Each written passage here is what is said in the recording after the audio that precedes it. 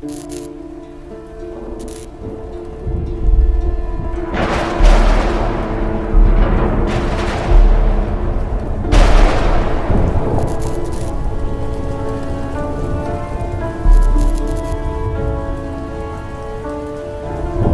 at last!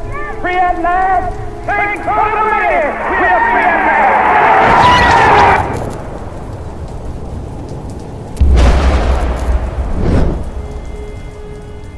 It was shocking for me to find out that right now, in the 21st century, there are more people trapped in slavery than ever before. One has to wonder, how is this happening?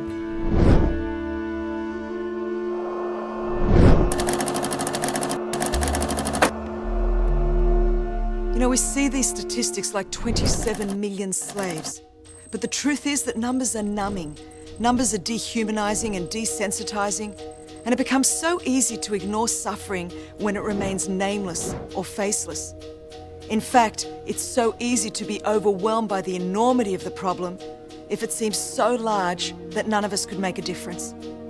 But if you can break that number down so that it represents one human being, one life, one story, then that changes everything.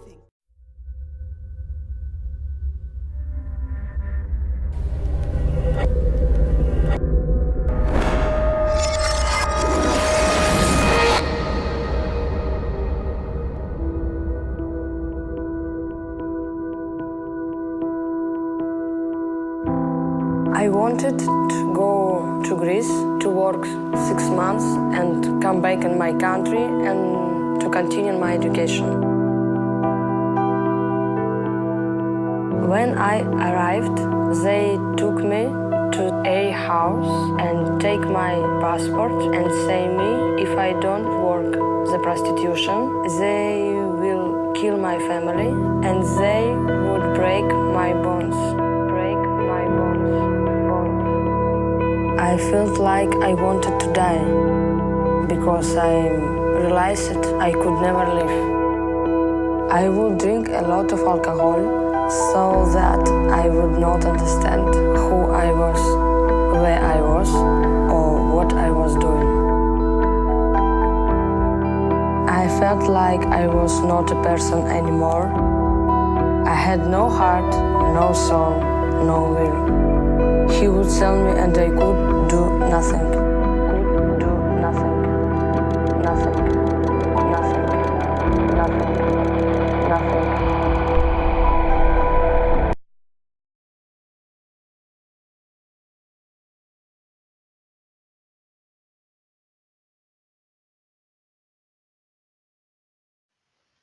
This video is the result of a group project about old and new forms of slavery in the 21st century.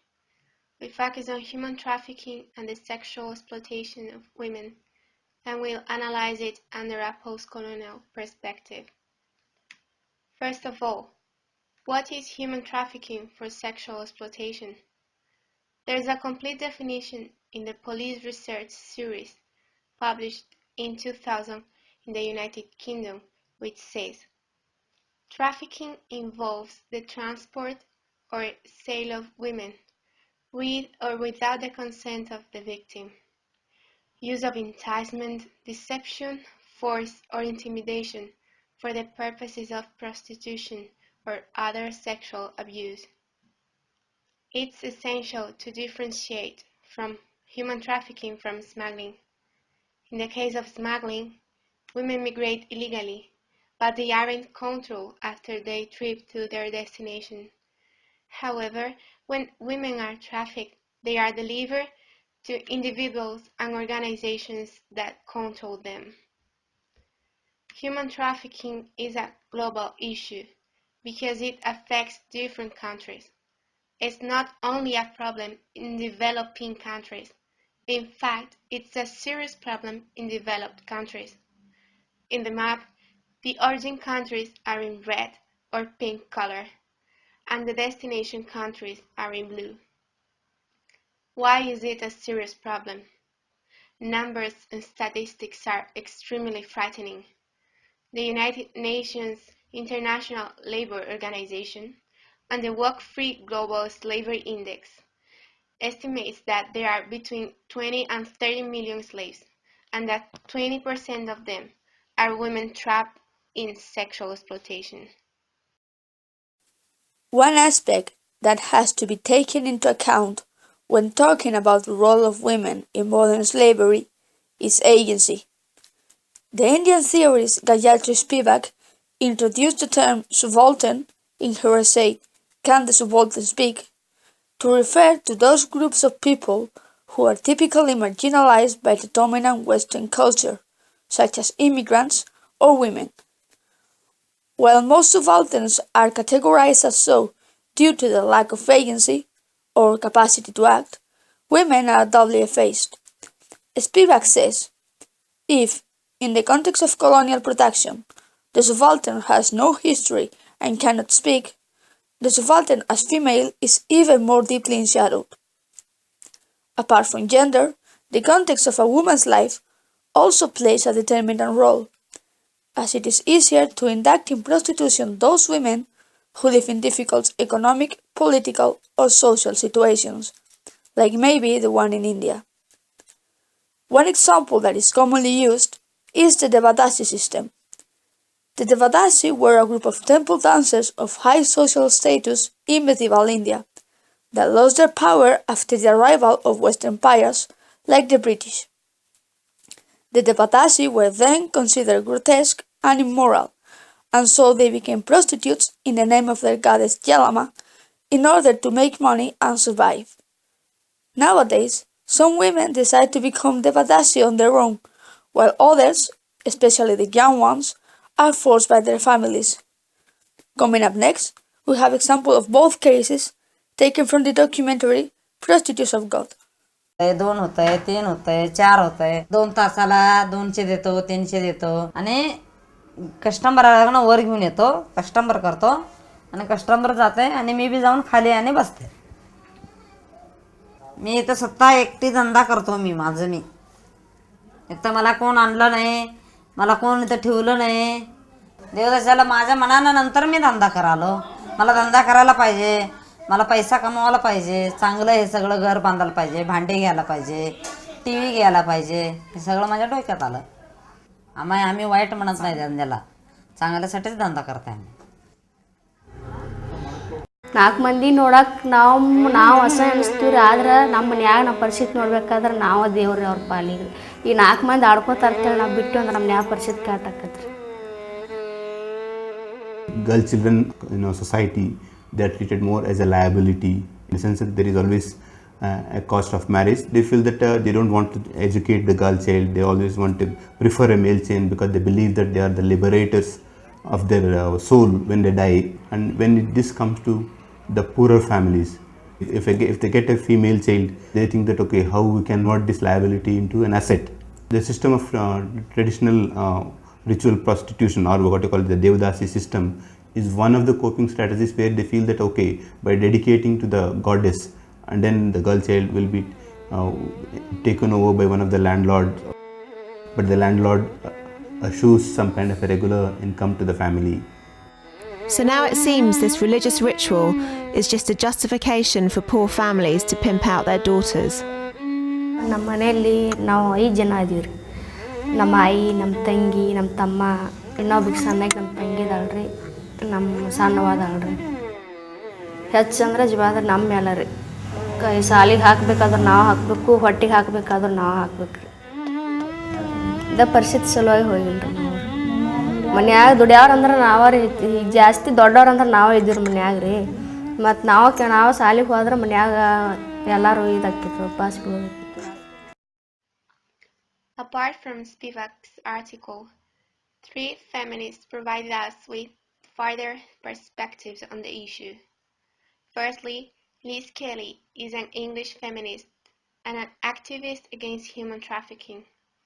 In an article published in the Feminist Review in 2003, she explains why force is not the key issue with respect to trafficking in women for sexual exploitation, and she breaks the binary opposition of voiceless victims and active agents.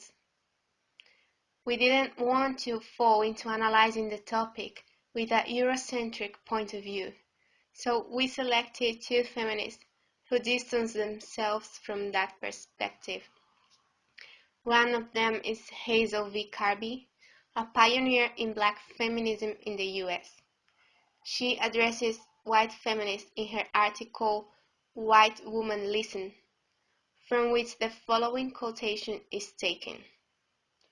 When they write their hair story and call it the story of women, but ignore our lives and deny their relation to us, that is the moment in which they are acting within the relations of racism and writing history. The other feminist is Chandra Talpade Mohanty. She was born in India, and she also challenges Western hegemony in the representation of women in her article Under Western Eyes. In order to understand human trafficking and prostitution in India, we have to go back to India's ancient and imperial times. Although there was already prostitution in India in the year 2 before Christ, we will show how the East India Company and imperialism influenced in the development of women trafficking and prostitution, paying special attention to the Contagious Diseases Act of 1864 and its consequences. During the rule of the British East India Company in the late 18th century to early 19th, the British built up comfort zones for British soldiers who were provided with young girls who would serve them as sex toys to satisfy the soldiers' sexual needs. In a press report by the BBC News, it was said that British troops helped to establish prostitution across India, especially in capitals such as Mumbai, which is now the hotbed of child prostitution. BBC News also stated that thanks to the Contagious Disease Act and the cantonment rules, British soldiers were not only permitted but promoted to hold women and young girls as prostitutes. In most of the cases, these women had been kidnapped or just taken from their parents for a very small amount of money. One of the main factors of prostitution in India is the lack of education and the low level of opportunities that women have in society. The caste system is also another relevant problem in India, as some citizens, especially women, are isolated from society and have no choice but to become prostitutes because they cannot find better jobs. When a child is born, its sex is what is going to determine the child's fate, because if it's a boy, he will be fed and well educated, as boys are seen as a source of income and prosperity. However, when a baby girl is born, they are rarely educated, and many of them die from starvation. Some parents offer them as sex workers against the child's will at a very early age. These girls are sold as sex workers, and many of them die from sexual diseases or sexual violence. The discrimination against women and the fact that women are treated as goods shows us that the violation of human rights. Many of these girls are seen as mere animals with no feelings because they are forced to a series tests which will classify them as good and bad goods. Human trafficking violates Articles 4 and 5 from the Human Rights, which say, Article 4, no one shall be held on slavery or servitude. Article 5, no one shall be subjected to torture or cruel, inhuman or degrading treatment or punishment. With my mouth open a bit. After a couple years, it's normal. For you, it's a business. Yeah, usual business. You call a company and you ask if you the favorite type what you like, if you want dark or brown, or you ask it and the girl come to you. It's like you order a pizza, something like that. You can compare it. Still back in imperial times, we see the uprising and development of the abolitionist movement since the end of the 18th century and the beginning of the 19th century. This movement initially intended to prohibit the transport and forced labor of people from the different colonies of the British Empire. Slavery was finally abolished throughout the colonies in 1833, but with the exception of those territories under the rule of the East India Company. It was only 10 years later, in 1843, that slavery was also abolished in what we now call India. Maybe this delay is one of the main reasons why India and the rest of South Asia are usually regarded as the place in the world where slavery is most active. At this moment, there are several campaigns against modern slavery going on in Europe. For example, the United Kingdom has recently passed 2 months ago the Modern Slavery Act of 2015, legally defined as an act to make provision about slavery, servitude, and forced or compulsory labor, and about human trafficking, including provision for the protection of victims, to make provision for an independent anti-slavery commissioner, and for connected purposes. There have also been numerous NGOs active since the 19th century, such as A21 or Exodus Cry, from which we took most of the documentary scenes present in this video. However, apart from these types of campaigns and NGOs, the Western world tends to hide some facts about this issue that reflect how these new forms of slavery are also present in the so-called civilized world. This map, designed by an American theorist, states that Europe and most of North America do not have modern slavery or anything similar. But as we saw at the beginning of this video, Europe and North America are in fact the two major destinations for smuggling and human trafficking. To conclude, we agree with Liz Kelly's solutions to fight human trafficking. She argues that agency is exercised in context, and contexts are always more or less constrained by material and other factors. Gender inequality has been reinforced by the dichotomy victim versus agent. Providing spaces for voice or for victims' stories is not sufficient. We need to create spaces for action. We need international measures which take into account their context, their living conditions during sexual exploitation, and their future. There is not freedom until those women don't have a space for action.